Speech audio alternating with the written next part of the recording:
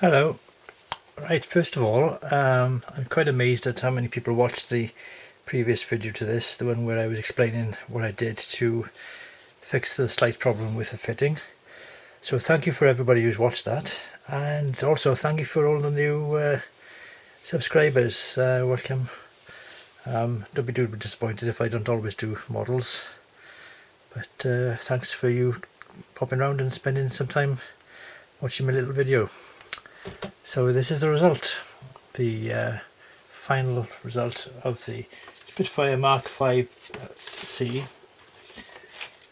in the markings of, just refer to my sheet, South African Air Force in, I don't know, pronounce Italian, Gio di Col in Italy in October 1943, number 2 Squadron.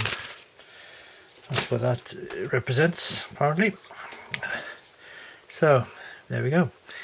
Before I forget, the one drawback of what I did to make these wings more flush, it widened the gap between there and there, which I had to slightly sand, only fractions of a millimetre off, without wanting to take any of the rivet detail off.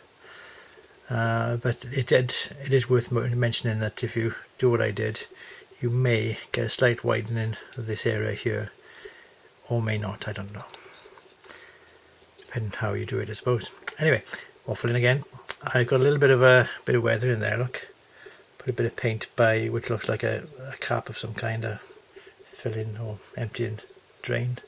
So put a bit of black and yellow paint there and actually use my finger to smear it.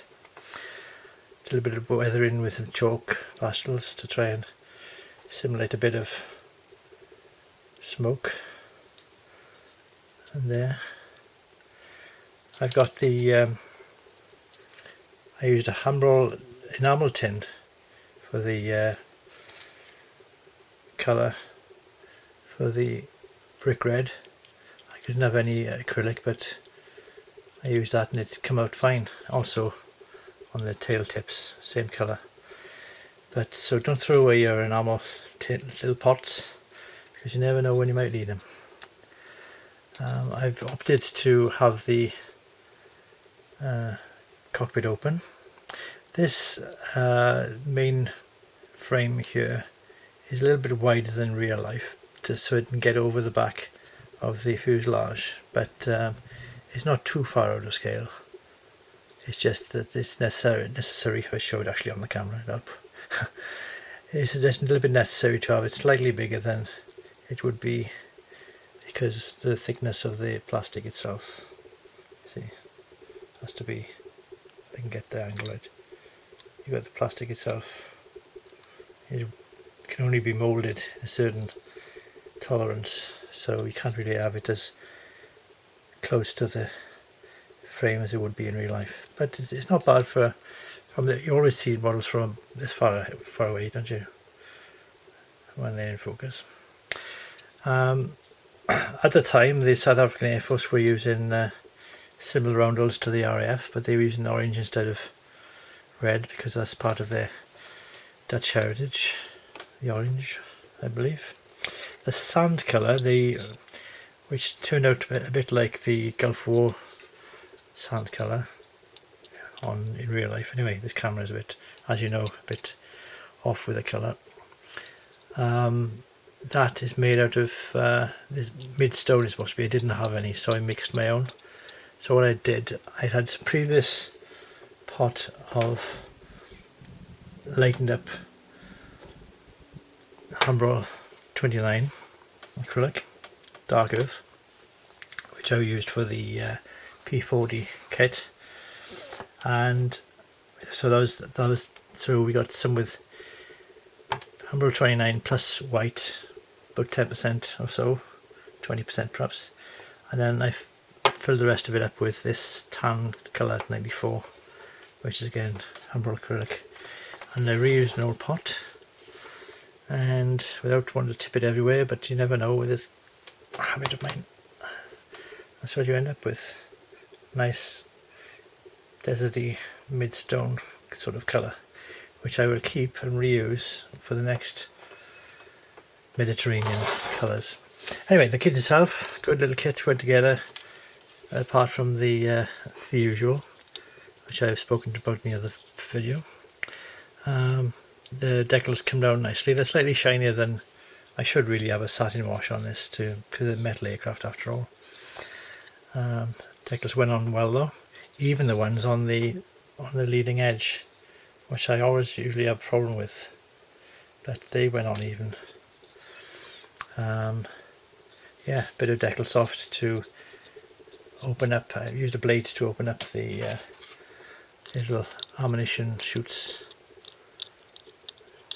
here, and then when I put the decal soft on, it pushed the with the brush, I pushed the decal open so that it showed.